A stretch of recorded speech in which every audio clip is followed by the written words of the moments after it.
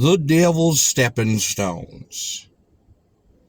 When the devil set a claim to the fair lands at the north of Long Island Sound, his claim was disputed by the Indians, who prepared to fight for their homes should he attempt to serve his writ of ejectment. Parley resulted in nothing, so the evil one tried force, but he was routed in open fight and found it desirable to get away from the scene of action as soon as possible.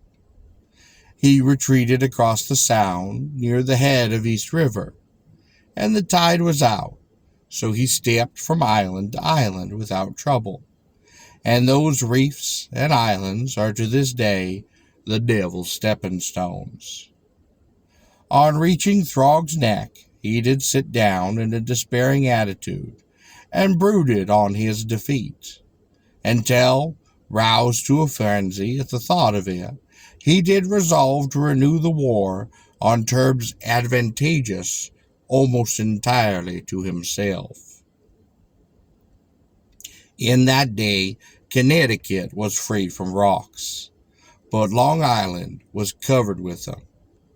So he gathered all he could lay his hands on, and did toss them at the natives that he could see across the Sound near Cold Spring, until his supply had given out. The red men who had last inhabited Connecticut used to show the white man where the missiles had landed, and where the devil struck his heel into the ground as he sprang from the shore in his haste to reach Long Island. At Cold Spring other footprints, and one of his toes are there shown, establishing himself at Coram. He troubled the people of the country for many years, so that between the devil on the west and the Montauks on the east, they were plagued indeed. For though their guard at Watch Hill, Rhode Island, and other places, often did appraise them of the coming of the Montauks, they never knew which way to look out for the devil.